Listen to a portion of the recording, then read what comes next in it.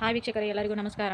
ಬೇಸಿಗೆ ಕಾಲದಲ್ಲಿ ಒಂದು ತಂಪಾದ ಚಿಕ್ಕು ಜ್ಯೂಸ್ ಮಾಡುವ ವಿಧಾನವನ್ನು ನೋಡಿಕೊಳ್ಳೋಣ ಬನ್ನಿ. ಚಿಕ್ಕವನ್ನು ಚೆನ್ನಾಗಿ ತೊಳ್ಕೊಂಡು ಮೇಗಿನ ಸಿಪ್ಪೆಯನ್ನು ಈ ರೀತಿ ತೆಗಿವಿರಿ. ಹೀಗೆ ಒಂದೊಂದಾಗಿ ತೆಗಿವಿರಿ. ಹೀಗೆ ತೆಗಿತಾ ಆಮೇಲೆ ಚೆನ್ನಾಗಿ ಒಂದ್ಸರಿ ವಾಶ್ ಮಾಡಿಬಿಟ್ಟು ಹೀಗೆ ಒಳಗಿನ ಬೀಜಗಳೆಲ್ಲನೂ ನೋಡಿಕೊಂಡು ತೆಗೆದುಕೊಳ್ಳಿ.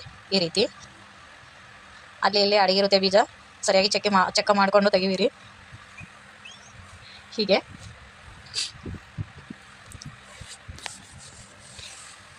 ಓಕೆ, ಈ ರೀತಿ ಆಗಿರುತ್ತೆ. ನೋಡ್ತಾ ಇದ್ದೀರಲ್ಲ ವೀಕ್ಷಕರೇ.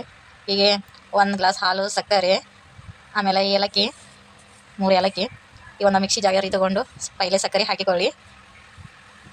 ಆಮೇಲೆ ಏಲಕ್ಕಿ ಹಾಕಿಕೊಳ್ಳಿ.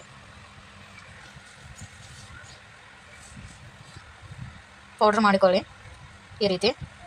ಆಮೇಲೆ ಕ್ಲೀನ್ ಮಾಡಿರುವ ಸಪ್ಪೆ ಸುಲಿದಿರುವ ಚಿಕ್ಕವನ್ನು ಹಾಕಿಕೊಳ್ಳಿ. ಹೀಗೆ ಈ ರೀತಿ ರುಬ್ಬಿಕೊಳ್ಳಿ. ಯಾವುದೋ ರೀತಿಯಿಂದ ನೀರು, ಹಾಲು ಏನೂ ಹಾಕಿಕೊಳ್ಬೇಡಿ. ಪೈಲೆ ಈ ರೀತಿ ಸಣ್ಣ ಮಾಡ್ಕೊಳ್ಳಿ. ಅದು ಗಟ್ಟಿಯಾಗಿರುತ್ತೆ, ಜಾಸ್ತಿ ಆಗಿರುತ್ತೆ, ಅದು ತುಂಬಿರುತ್ತೆ ಅಂತ ಸ್ವಲ್ಪ ತೆಗೆದುಕೊಂಡಿದ್ದೇನೆ. ಅದಕ್ಕೆ ಹಾಲು ಹಾಕಿ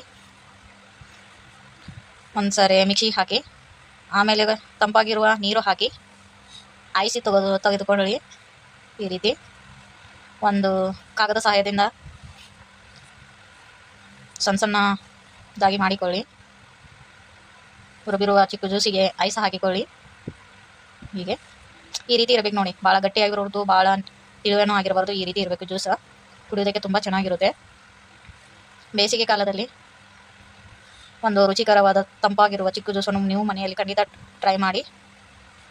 ನೋಡ್ತಾ ಇದ್ದಾರಲ್ಲ ವೀಕ್ಷಕರೇ, ತುಂಬ ಚೆನ್ನಾಗಿರುತ್ತೆ. ಓಕೆ ವೀಕ್ಷಕರೇ, ನೀವು ಖಂಡಿತ ಮನೆಯಲ್ಲಿ ಟ್ರೈ ಮಾಡಿ. ತುಂಬ ಟೇಸ್ಟಿಯಾಗಿರುತ್ತೆ.